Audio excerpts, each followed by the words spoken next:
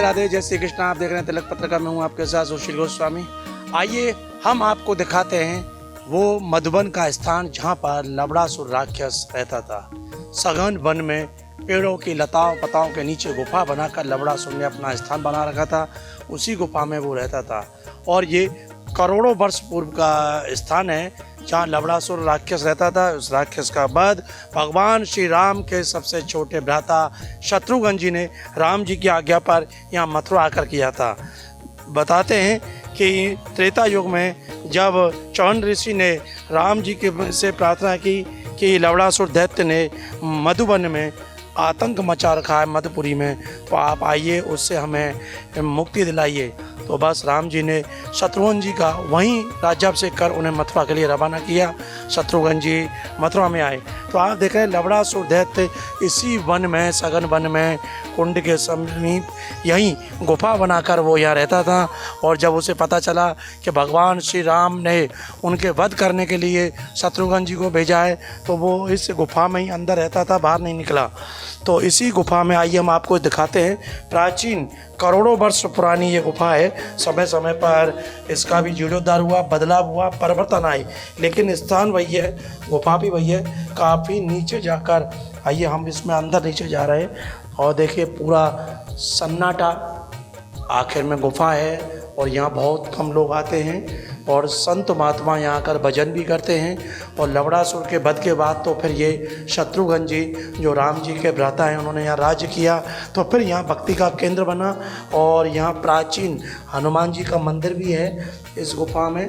यहाँ अभी हनुमान जयंती पर भव्य आयोजन हुआ था, दर्शन हुए और ये हनुमान जी महाराज की यहाँ स्थापना हुई, क्योंकि जहाँ भगवान का स्थान होता है वहाँ भगवान के भक्त जरूर विराजमान होते हैं। तो जब शत्रुघ्न जी ने राम जी की आज्ञा से और उन्हीं के आदेश पर यहाँ मथुरा में राज्य किया तो उस सब फिर हनुमान जी भी यहाँ पे विराजमान हुए, क्योंकि भगवान की भक्ति का केंद्र। आइए जिस गुफा की हम बात कर रहे थे वो आपको हम दिखाएं। यही वो गुफा है जो आज देखने में इतनी छोटी है, लेकिन ये बताते हैं काफ़ी अंदर गहराई में थी और पहले बहुत इसका बड़ा मुख था, चौड़ा, क्योंकि जब राक्षस दैत्य रहता है तो करोड़ों वर्ष पूर्व का तो विशालकाय रहा होगा, लेकिन समय के हिसाब से परिवर्तन हुआ। लेकिन मैं साथी कैमरा पर्सन रिंकू वर्मा से कहूँगा कि आपको और जूम करके दिखाएं, क्योंकि यहाँ तक तो विद्युत प्रकाश हो गया लेकिन अंदर नहीं है। आप देख रहे हैं ये गुफा का रास्ता है, अंदर से काफ़ी है, यहाँ ऑक्सीजन की कमी है, अंधेरा है।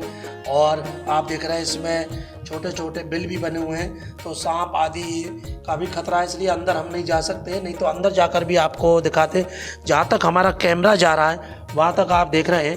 पहले बताते हैं कि साधु संत इस गुफा में भजन करते थे, लेकिन अब यहाँ गुफा पे अंदर जाने पर रोक लगी हुई है, केवल यहीं से दर्शन कर सकते हैं। तो आज आपने देखा तिलक पत्रिका के माध्यम से करोड़ों वर्ष प्राचीन ये स्थान है।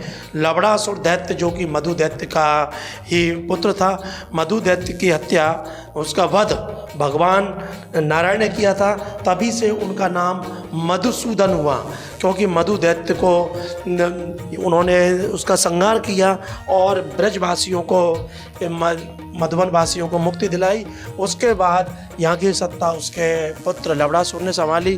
फिर लवणासुर का वध शत्रुघ्न जी महाराज ने किया और इसी गुफा में वो दैत्य रहता था। आप देख रहे हैं ये वन है, बहुत सुंदर वन क्षेत्र है।